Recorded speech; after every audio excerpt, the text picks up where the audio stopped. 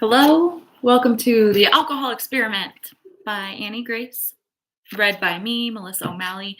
For more information, visit alcoholexperiment.com, or I'm happy to support you through this.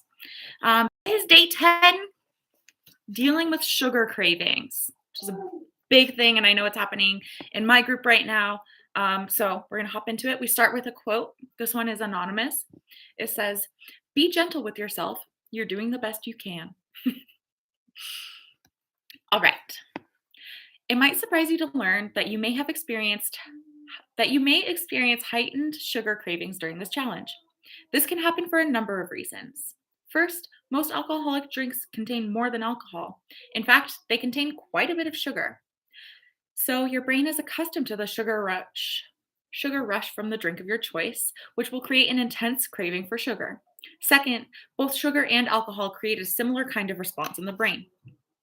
Let's dig into why.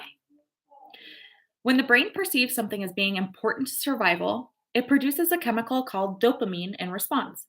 Dopamine is also called the learning molecule because it is signaled when the brain wants us to repeat the behavior or learn. It is used for reinforcement. A good example of this is the fact that sex is vital toward the survival of the species, and so sex produces high levels of dopamine in the brain. Addictive substances cause the brain to flood with dopamine. That is true for alcohol and for sugar, which is also addictive. The dopamine is triggered by the substance. In this case, the dopamine is triggered by the substance in this case, rather than something important for survival. But the flood of dopamine tricks the brain into believing that alcohol is vital for survival. Just think, because of the flood of dopamine, your brain is learning that alcohol is important for your very survival. No wonder it's so addictive. Now, sugar has the same effect. Eating sugar produces huge levels of dopamine. In fact, some studies say that the brain reacts in a similar way to sugar as to substances such as cocaine and heroin. This is again for survival. Sugar is incredibly calorie dense and is an immediate source of energy. You might hear my baby playing the recorder and my dog howling along with downstairs. In fact, I hope you can hear it because it's quite a joy. Um, let's see. So, sugar, some studies say that the brain reacts in a similar way to sugar as to substances such as cocaine and heroin. This again is for survival. Sugar is incredibly calorie dense and is an immediate source of energy. If you're trying not to starve, this is a very good thing. However, today it's not necessary and leads to an overconsumption of sugar. When you take a break from alcohol, the loss of dopamine response causes the brain to seek out the high levels of dopamine in other forms, and sugar is one of the most readily available substitutes. Finally, you may be accustomed to using alcohol as a treat or reward. If you say things like, "I had a hard day and I need a drink," or "I need a drink to relax," you're probably associating alcohol with a treat. But since you're not drinking right now, your brain searches for another way to get that treat or reward. And a very common way to do that is with sugar. So you might think you're craving sugar when what you actually want is a treat or reward. Maybe a night out with friends, a movie, or a massage would give you the same feeling of getting a treat without all the sugar. At first, I made sure to be gentle with myself. Shaming yourself for any behavior from drinking to eating too much sugar is counterproductive to lasting change and self acceptance. When I stopped drinking, I knew that I was already accomplishing something amazing by taking a break from booze, and worrying about my sugar intake seemed like a lot to take on at the same time. When I was drinking regularly, I was consuming close to 2 bottles of wine per day. A bottle of red wine is about 600 to 800 calories. So just by cutting out the drinking, I was saving myself over 1,000 calories.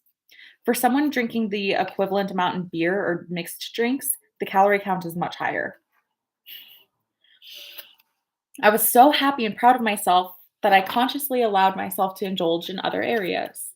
I kept gummy bears and fruity candy on hand for those times when I needed an extra boost. I didn't feel the need to eat a lot of baked goods or ice cream, so I bypassed those. Something in the math worked in my favor because I lost 13 pounds in the first 30 days. This is not to say that you will have the same experience. You might lose weight, you might not. but you should feel proud of yourself for sticking with the experiment. Indulging in a little extra sugar worked to keep the alcohol cravings at bay and keep me from feeling deprived. This wasn't a long-term strategy or this wasn't a long-term strategy or anything. I never carry gummy bears around with me now, but it was a way to treat myself gently. Allowing myself the extra sugar worked for me. However, if you don't want to go that route, here are some ways to keep the sugar cravings at bay. 1. Elevate your heart rate. Exercise naturally boosts serotonin, the happiness hormone. I highly recommend exercising as much as possible during this challenge to help you purge your system of toxins and reduce the cravings naturally. Exercise also reduces stress and lets you get a handle on your emotions in a healthy way without resorting to alcohol to numb away anything you don't want to deal with. 2, eat fruit when you feel the need for sugar. The fiber in fructose, natural sugar, in fruit will keep you satisfied longer than a piece of candy or other processed sweets will. 3, drink lots of water. When you're thinking about sugar, you're often dehydrated and actually craving water. You can add lemon or lime slices and maybe a bit of stevia, a natural sugar substitute, to help give a nice flavor to plain water. Your sweet tooth gets satisfied and you're hydrated as well. 4, keep your blood sugar stable. Eating several stall, uh, Eating several small meals with protein throughout the day will stabilize your blood sugar. Protein and fat take longer to digest, which helps keep your energy levels even. In addition, protein breaks down into amino acids, which are responsible for a whole host of processes, including healthy brain function. One amino acid that you need to feel good is GABA. GABA. I'm not going to read the gamma aminobutyric acid. Oh, I made it through it. Gamma aminobutyric acid. Ugh. When you feel low, it's often because you don't have enough protein in your system to produce amino acids. Alcohol produces GABA in excess. So when you take alcohol away, you're going to need to replace that amino acid at healthy levels. Eating enough protein will do the job. I've noticed a direct correlation between how much protein I eat and my anxiety levels throughout the day. Eventually, I was able to wean myself off my depression medication, which is great. It's amazing. But eating protein was also a key component to keeping my moods and energy levels stable. 5, consume naturally fermented foods and drinks. Wait, fermented? Aren't we trying to get away from fermented drinks? A side note from me, Melissa, we experiment with brewing our own kombucha every now and there was some that we left in the fridge for a while before we tried it, and I felt like I was cheating. I wondered if it was like alcoholic. I definitely don't think it was, or maybe if it was only most kombuchas are a little alcoholic, but I really felt like I was cheating because I was like, this tastes risky. Anyway, aren't we trying to get away from fermented drinks? So that might be like a brain hack, brew your own kombucha, and if it tastes funky enough, maybe you'll trick yourself into thinking you're getting an alcoholic treat. um, okay. Yes, we are, but these contain such a tiny level of alcohol that they shouldn't cause a problem. And there are so many health benefits to fermented foods. Foods like sauerkraut, kimchi, kefir, and kombucha are fermented naturally and contain live cultures, probiotics. Studies have shown that eating fermented foods is one of the best ways to reduce cravings for sugar and processed foods. Be aware that cooking kills off the good stuff. So, canned sauerkraut or processed and sugar laden yogurt isn't going to work. You need to buy naturally fermented foods that require refrigeration to keep the cultures alive. Baby steps. There's definitely a temptation to do everything at once. You might be thinking, oh, well, I'm taking a break from alcohol, so I might as well quit sugar, start meditating, and run 5 miles every day. I'm going to be the best version of me. While that's a noble thought, it rarely works in the long term. Once you start down the path to self improvement, it's natural to want to pile on the good habits and become a brand new person. But studies show that this is a recipe for failure. Take baby steps and be gentle with yourself. Focus on this goal, this one goal of eliminating alcohol for 30 days, and then you can revisit your other goals next month. Because the beautiful thing is, once you tackle this cornerstone habit and reduce or eliminate your alcohol intake, you'll begin to implement a whole host of other habits almost by default. I'm a different person. I exercise regularly, including my weekly taekwondo practice and my daily mindfulness practice. And I started a business. All these changes stemmed from changing my drinking. I didn't know it at the time, but making that big change caused a positive ripple effect across so many aspects of my life. Today, make a plan for how you're going to tackle sugar cravings whenever they come up. If you're going to let yourself indulge in sugary foods during the experiment, what choices will you make? Do you have them in your pantry at the moment?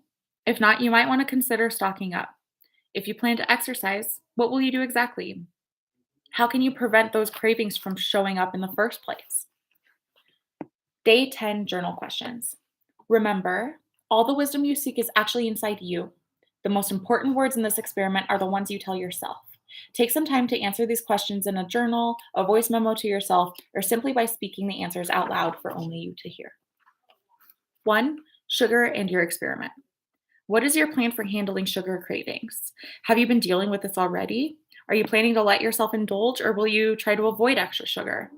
What alternative choices will you make? Do you have alternatives in your pantry at the moment? If not, you might want to consider stocking up. 2. Baby steps. Reflect on the concept of steps instead of trying to do everything at once. What have you tended toward? Do you try and do it all and then beat yourself up when you don't get it all right? Or are you gentle with yourself, taking baby steps toward your goal? How would you like to be in the future? That's day 10. Tomorrow is day 11, and the chapter is titled The Alcohol Culture is Shifting, which I love. Let's see if there's an ACT. Yep. And then we have an ACT exercise called Alcohol and Happiness. So that should be real good. I hope you're doing real good. Take great care of yourself. Let me know if I can support you in any way at all. I'm here for you. Otherwise, I will see you tomorrow. Bye.